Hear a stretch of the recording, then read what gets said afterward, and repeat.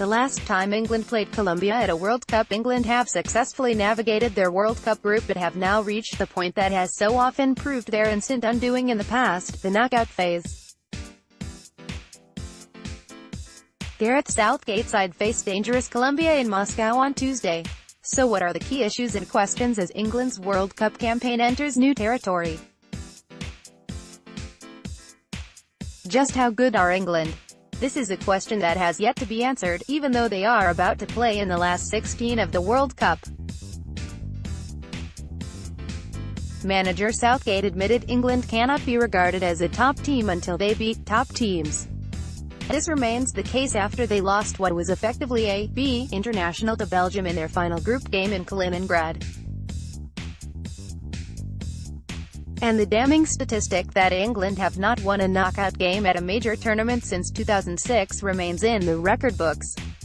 England put away Tunisia and Panama in their opening games, but the opposition was substandard, so provided no accurate measure of the standing of Southgate's team.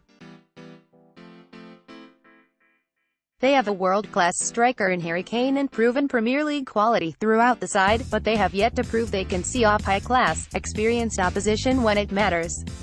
If they are to go deeper into the World Cup, they will have to offer the evidence to justify the optimism swirling around them, both at home and here in Russia.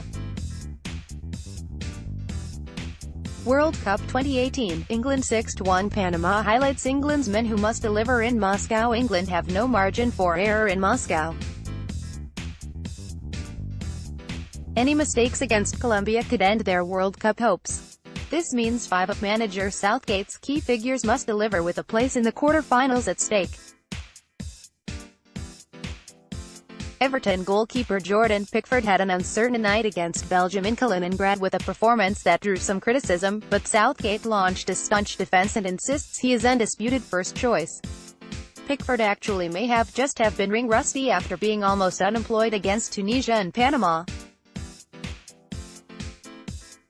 Southgate will hope an occasionally difficult 90 minutes will have done him good. World Cup 2018, England 0-1 Belgium highlights John Stones must justify his status as England's leader in their three-man defensive system. Kyle Walker is on unfamiliar territory in that setup, while Leicester City's Harry Maguire is a relative rookie at this level. Much rests on Stones. Jordan Henderson has been Southgate's trusted midfield pivot, performing well in England's 2 wins. His role as the foundation of England's system will be even more crucial against better opposition, as he will be relied upon to protect a potentially vulnerable defense. Raheem Sterling is an outstanding talent who gets great support from Southgate. As the World Cup reaches the business end, it is time for him to come to the party and end that dismal record of no goals in his past 22 England appearances. And finally, most significantly, Captain Harry Kane must continue to burnish his reputation as a striker of the highest class. Kane is a striker who will make every defense in the World Cup anxious. He is England's most important player. Beware the threat from the Premier League flops. Radamel Falcao was a world-class striker short on fitness and recovering from serious injury when he flopped in the Premier League during loan spells at Manchester United and Chelsea. He may now be 32, but he is back as one of the most dangerous operators at this World Cup. England have already suffered at the hands of Adnan Januzaj, who failed to fulfill his early promise at Old Trafford, while Juan Cuadrado is an important part of Colombia's attacking plans despite failing to flourish at Chelsea. Falcao may well want to prove a point to England and show those Premier League observers who watched his struggles at Old Trafford and Chelsea exactly what they missed. England have been warned. World Cup 2018, Poland 0-3 Colombia highlights Southgate's World Cup window of opportunity. Southgate's decision to make changes for England's defeat by Belgium was a major talking point as countries start to plot a possible path to the final. England finished second in Group G, meaning they had a last 16 game against Colombia, potentially more dangerous opponents than Japan.